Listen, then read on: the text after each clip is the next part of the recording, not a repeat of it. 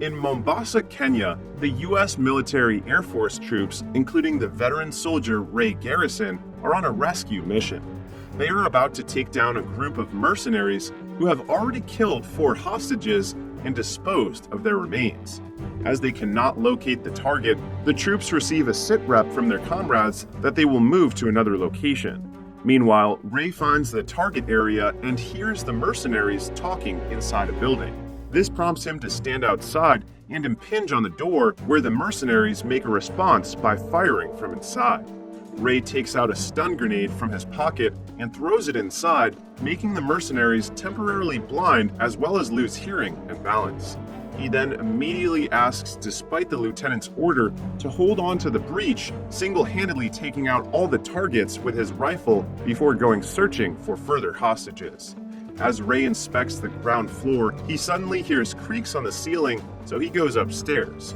On the second floor, he reloads his rifles and shoots more of the mercenaries.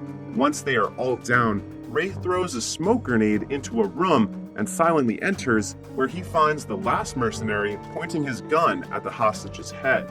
He slowly approaches them, but stops when the mercenary orders him to drop his rifle. Afterward, he inquires about what the mercenary wants, learning that he needs Ray's forces to pull back and a helicopter to flee with.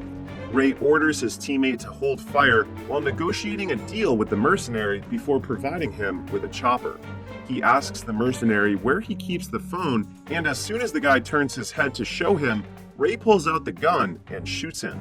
This leads Ray and his troops to a successful rescue operation as they get their target hostage secured from the mercenaries. After that, the U.S. military aircraft transports them to Aviano Air Base in Italy, where the U.S. Air Force has permitted them to spend their vacation anywhere inside the country. Since that is the case, Ray feels happy to be able to reunite with his wife, Gina Garrison, who is waiting for his arrival on their base. They will finally get the opportunity to spend time together and enjoy the holiday by going to a coastal village in Italy located on the Amalfi Coast. Once Ray and Gina reach their destination, they immediately drop themselves at a hotel to get some rest. The following day, when Ray wakes up, there is a letter from Gina telling him that she is going out to get something for their breakfast. While waiting for Gina to return, he goes to take a bath when suddenly 2 mercenaries appear from within the room and abduct him. Soon after, Ray discovers he is being held captive by a bunch of mercenaries while strapped to a chair. Martin Axe, the leader of the group, eventually appears in front of Ray and confronts him about the involvement of the U.S. military in their objective to take hostages.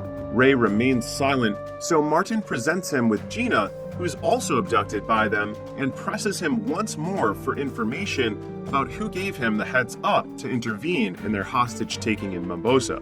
But Ray still refused to disclose anything, claiming he was merely following orders and had no idea who might have tipped him off. In light of this, Martin brutally murders Gina in front of him, who promises vengeance after witnessing the act. But before he can do anything, Martin already takes his life. And yet, Ray wakes up later at the Rising Spirit Technologies laboratory, where he is in an experiment led by the head scientist, Dr. Emil Harding.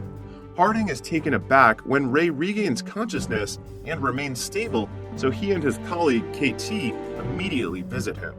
Once inside Ray's room, Harding explains to him that the U.S. military usually lets RST take over disabled military veterans and other military patients so that the cutting-edge biotechnology here can cure them. But Ray's case is exceptional because he was the test subject of their experimental nanite technology, which brings him back from the dead. This makes him the first successfully resurrected RST human subject of the RST's Bloodshot program to have his whole bloodstream replaced with nanites. This piques Ray's interest, and he demands Harding to break down every aspect of nanotechnology for him. After showing him the operating room and saying they work on developing methods to increase the speed and strength of the military's armed forces, Harding then brings Ray to his private laboratory room and suddenly slashes his hand to demonstrate the nanites. He reveals that the nanites are helping his body recover from injuries, and it can also make him stronger. However, Harding cautions Ray that his nanites can run low, so they need to be recharged regularly to keep them from wearing out and causing him to die again. As the demonstration is over, he brings Ray to the rehabilitation center, introducing him to fellow patients like former U.S. Army Ranger Marcus Tibbs, who enhanced his sight with ocular prosthetics, and former Navy SEAL Jimmy Dalton, who engineered his feet.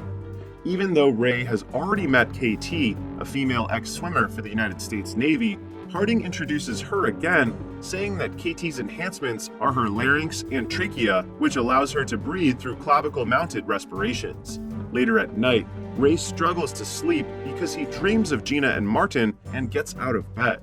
He goes to the rehabilitation facility to work out, but stops when he sees KT taking late-night diving.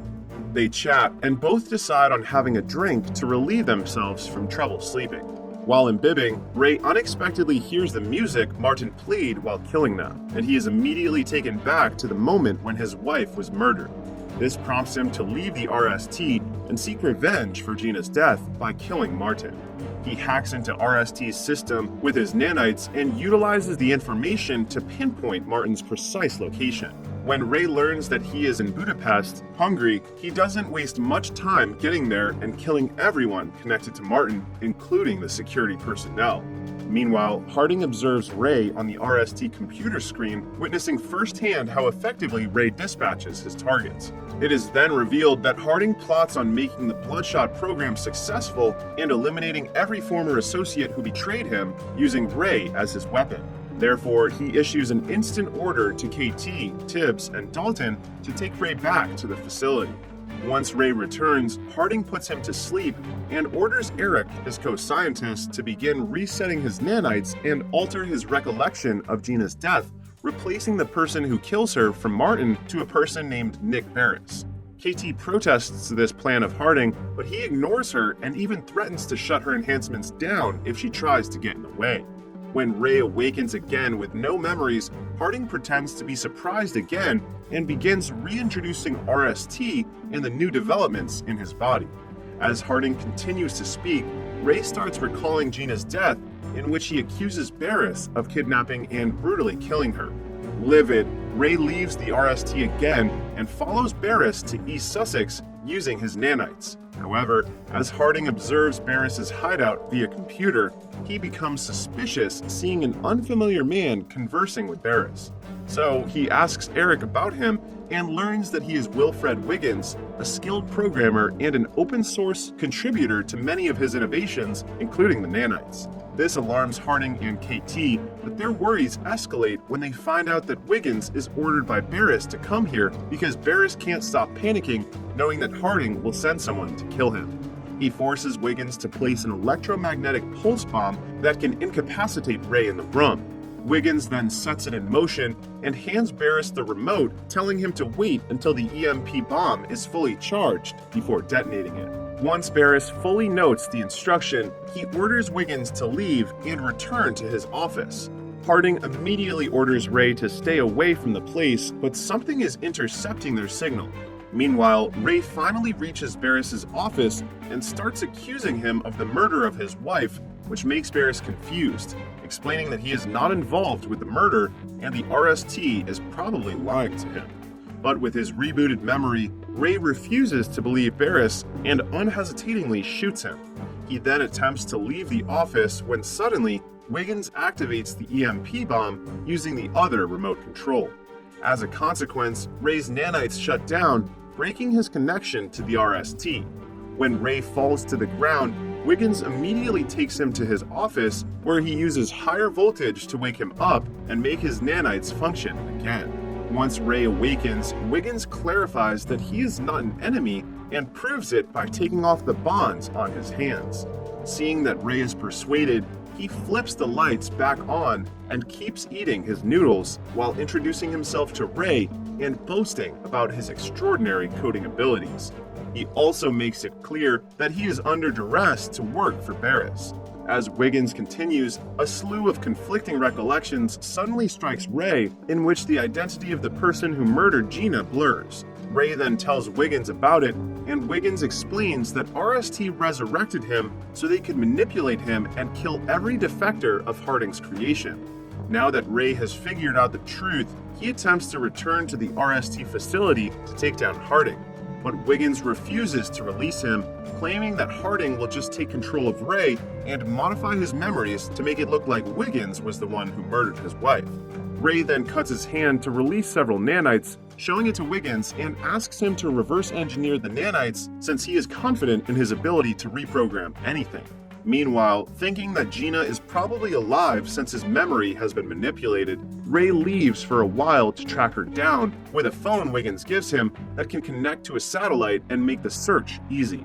On the other hand, having lost contact with Ray, Harding presses Eric, demanding him to fix it. Eric, stressed out and frightened, finds the car Ray is riding.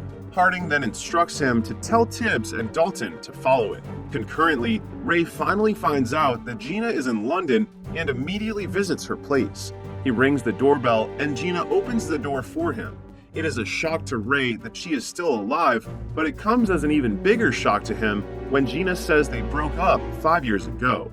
She has put the past behind her and begun a new chapter in her life with her loved ones. Ray gets confused at first, but when he sees a child approaching Gina, he suddenly gets silent and leaves without saying goodbye to her. As Ray drives back to Wiggins' office, Tibbs and Dalton find him and intentionally crash their vehicle into Ray's car. Ray jumps out of the car immediately, but Dalton quickly electrifies his nanites by shooting him. Dalton then attempts to fire again, but Ray exerts all his strength to recover his nanites and throws a piece of steel at him. Afterward, Ray flees the area while Dalton grunts in frustration as he cannot catch him. Pissed off, he orders Tibbs to find Ray's location before he drives off to get him again. Tibbs then activates every tracker in the sky, and once he tracks him down, he signals Dalton and keeps providing pins detailing Ray's whereabouts. Dalton catches Ray on the road, but both of them are driven over by a truck, and Dalton's robotic legs break. Conversely, Ray's cybernetic upgrades keep him from ever getting hurt. Ray then rushes over to attack the vulnerable Dalton, but Tibbs thumps a jackknife across his back, rendering him unconscious. Afterward, they take Ray back to the RST laboratory to reset his nanites and modify his memories. After re-establishing contact with Ray and seizing control over him once more, Harding orders KT to capture and kill him to prevent the exposure of the Project Bloodshot, but KT refuses to follow his order. However, Harding deactivates her enhancements and reminds KT that he has the means to eliminate her at any time if she ever again refuses to cooperate. He then activates her enhancement again, and KT has no choice but to do his command in capturing Wiggins. Soon after landing in London, KT gets a call from Eric informing her that Wiggins is in the Monteverde in Soho and has brought guards with him. KT then takes mental note of Eric's detailed description of Wiggins and patiently awaits his arrival at the front door. When she finally spots him emerging from the building, she launches her strategic attack by borrowing a lighter from him and blowing smoke right at his face until he passes out. KT then knocks off Wiggins' guards to ensure that no one would stop her from capturing Wiggins. But instead of murdering Wiggins, she plots a scheme with him against RST. KT has favored him for his potential assistance in her plan to escape RST's control and destroy the company's Bloodshot project. A while later, she returns to the RST facility alone and tells Harding that Wiggins managed to escape since he was anticipating her arrival. She then places the responsibility on Eric, saying he was careless in his search for Wiggins, leading to Harding's disappointment. Having exhausted all other options, Harding implements his backup plan, which entails giving Eric strict instructions to implant in Ray's memories that Wiggins must be killed. This prompts KT to storm out of the laboratory and immediately proceed to the control room, where she disrupts Ray's reprogramming process. She alters the sim and connects it to Wiggins' computer to let him do the rest. On the other hand, Harding quickly realizes that KT has tampered with the simulator and rushes to the command center to stop her. But it's too late. Wiggins has already gained access to the RST administration and takes complete control of the awakened Ray. In preparation for Harding's arrival in the control room, KT suits up in body armor laden with smoke grenades. Once inside, Harding makes another attempt to use his remote to shut down KT's rebreather, only to find that he has been locked out. KT throws the smoke grenade at him and runs out of the command center. Afterward, she initiates Phase 2 of their operation and destroys the RST technologies using canisters. Meanwhile, Harding informs Dalton and Tibbs that KT has gone rogue and Ray is awake and offline, and commands them to find Ray, shut him down, and eliminate him if necessary. In the light of this, Dalton and Tibbs instantly put on their combat gears and grab their high-tech weaponry. Tibbs tracks down Ray with the help of the cybernetic eyes monitoring system, while Dalton is on the mission of bringing him to heal. As they begin their task, Tibbs spots Ray on his way to the 74th floor level and notifies Dalton. Dalton, anticipating Ray's arrival on the floor, activates his advanced technology weapon and waits for an opportunity to attack. As expected, a battle breaks out between the two. However, it soon becomes clear that Ray is too powerful to be stopped alone, causing them difficulty recapturing him. Their battle gets more intense when the building begins to collapse and Dalton lets Tibbs fall even though he hears him yelling for aid.